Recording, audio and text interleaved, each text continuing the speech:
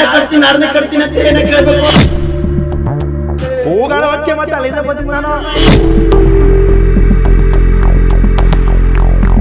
Micro finance ಸಂಸ್ಥೆಗಳ ಸಾಲ ವಸೂಲಿ ಕಾರ್ಯವೈಖರಿಗೆ ಕಡಿವಾಣ ಹಾಕಲು ರಾಜ್ಯ ಸರ್ಕಾರ ಕಾಯ್ದೆ ಜಾರಿಗೆ ಮುಂದಾಗಿದ್ರೂ ಸಾಲ ವಸೂಲಿಗಾರರ ಕಿರುಕುಳ ತಪ್ಪುತ್ತಿಲ್ಲ.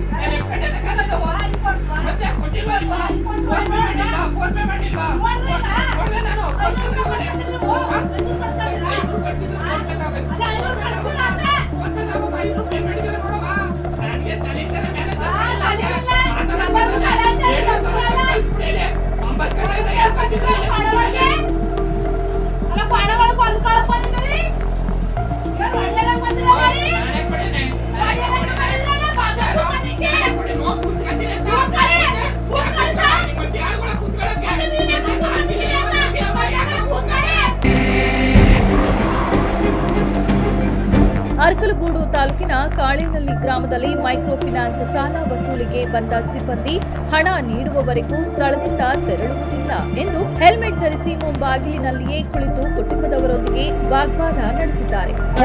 ಮತ್ತೆ ಬಾಟ್ಲಾ ಕೂತ್ಕೊಂಡ ಯಾವ ನನ್ನ ಮಗನ ಚೀಟಿಯನ್ನು ಹೇಳಿಲ್ಲ, ಬಾಟ್ಲಾ ಕೂತ್ಕೊಂಡ ಯಾವನ ಹೇಳಿಲ್ಲ, ಬಾಟ್ಲಾ ಕೂತ್ಕೊಳ್ಳಕ್ಕೆ ಬಾಯಗಡಿಕೆ.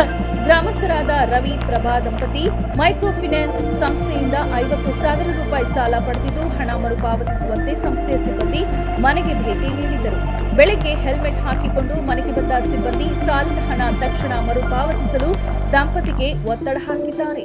ನನ್ನ ಬಳಿ ಈಗ ಹಣ ಇಲ್ಲ ಎಂದು ರವಿ ಸ್ಪಷ್ಟನೆ ನೀಡಿದ್ರು.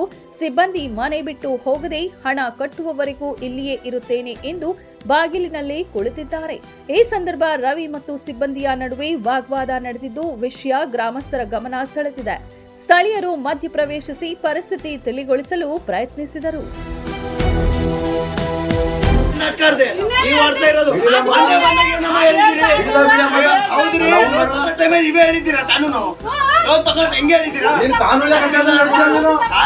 ಬಂದ್ರೆ ನಾನು ಕಟ್ತೀನಿ, ಇಲ್ಲಾಂದ್ರೆ ಕಟ್ಟಲ್ಲ ಅಂತ ಹೇಳಿ ತಗೊಂಡಿದ್ದೀರಾ. ಮೇಲ್ಗಡೆ ಮಾತಾಡೋದ ಕರೆಕ್ಟ್ ಆಗಿ ಮಾತಾಡ್ರಿ. ಏನ್ ನೋಡ್ತಾನೆ ನನಗ್ ನೋಡೋದಲ್ಲ, ನಿಮ್ಗೆ ಹೇಳ್ತಾರ.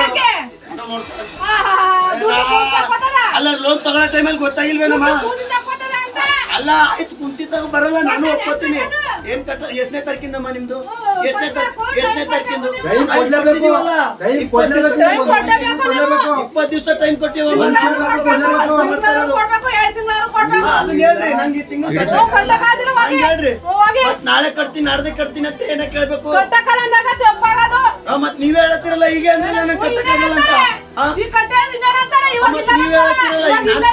ನಾನು ಕಂಪ್ನಿಗೆ ಹೇಳ್ಬೇಕಲ್ಲ, ನಂಗೆ ಗೊತ್ತಾಗಲ್ಲ.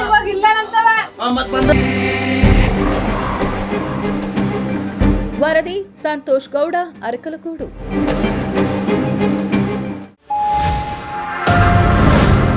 Media network.